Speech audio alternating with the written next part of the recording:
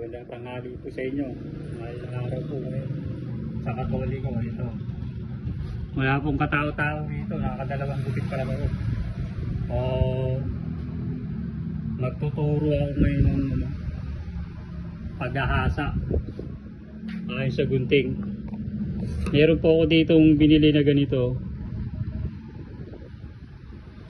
Susubukan natin. Lahat ng sinubok ko, pinakamagandang pag-asa talaga. Tinaray ko lahat ng pag-asa kung paano. Ito talaga yung pinakamagandang ano niya, position niya pag-asa niya.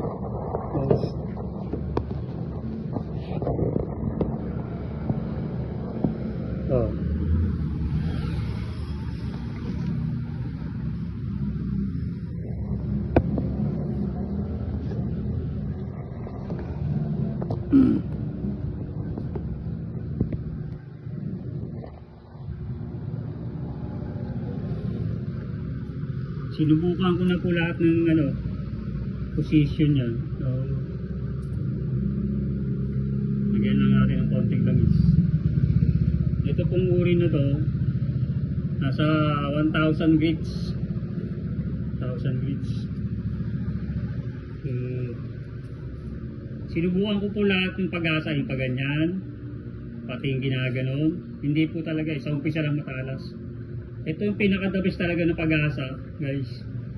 Yung parang ilalagari yung siya na nakatagilid. Yan talaga. Walang ibang pinakamaganda, yan po talaga yung na-try ko. Yan, parang ilalagari nyo siya na diretso lang siya, guys. Yan. Parang ilalagari. Yan po ang pinaka-the best na pag-asa ng gunting, lalo na pag stainless. So, pag ito naman talaga, ang gunting talaga, madali po talaga mapurol to pag ginamit. Pero sa lahat, kung papasaan nyo po palagi, liliit siya ng liliit. Bukod sa liliit, ninipis kasi. Liliit, inaano dito yung basyada niya, yung tawag dito, yung tawagin ng lumang daon pala. Ito yung basyada niya, tawagin. So, tinaray ko rin yung mga pag-ganon style. So sa umpisa lang yung matalas. Ito guys, yung ganitong hasa, talagang ito yung the best. Parang nilalagari. Nakatumbada siya ng ganyan. Naka-sliding. Hindi nakapantay. Kailangan nakatumbada siya. Kaya yung talim niya, naka-sliding. Kaya pag ginupit mo siya, hindi siya masyadong deep. So yan po talaga. Kaya lang itong gunting ko na ito, hindi ko po pinapasa talaga ito kasi liliit na liliit to. So ginaganyan ko lang. Parang laga. Didiinan nyo lang ito ng konti. Ganyan lang. Lagyan nyo ng langis. So ito talagang pinaka-the best, guys. Wala talaga akong subukan na pag-asa. Kagaya ng mga ibang video, pinapakita nila, hindi naman talaga sa umpisa lang, hindi tumatagal. Ito makikita nyo guys. Mamaya papakita ko guys yung asa niya.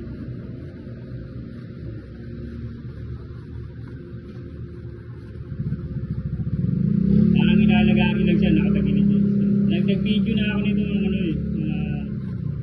last year. Kaya lang sira yung cellphone ko eh. Hindi po siya updated. Mahirap sa iPhone pag hindi na-updated.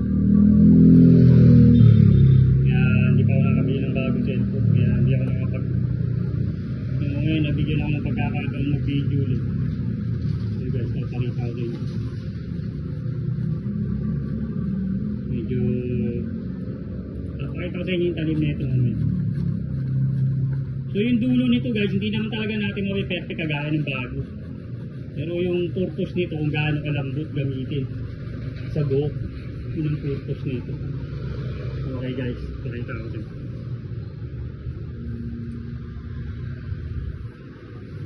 Tingnan nyo yung talim niya guys. Nakikita yung talim niya. Akala mo makina yung pag-asa niya. So pagka sa tissue guys, talagang hindi naman kagaya ng bago. Talagang sasablay siya ng konti sa dulo kasi luma na to eh. Pero kung gagamitin sa buhok nito, matalas talaga to.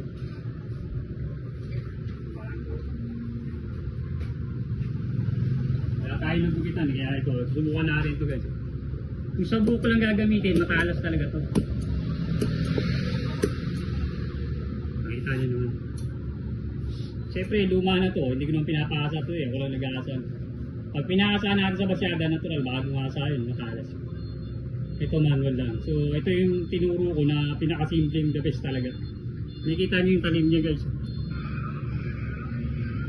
Nakatumbado siya, pantay, hindi nakabilog. Kasi pag nakabilog yan, nakabilog yung ganito, matigas siya, mahirap gamitin. Gandang tanghali sa inyo lang.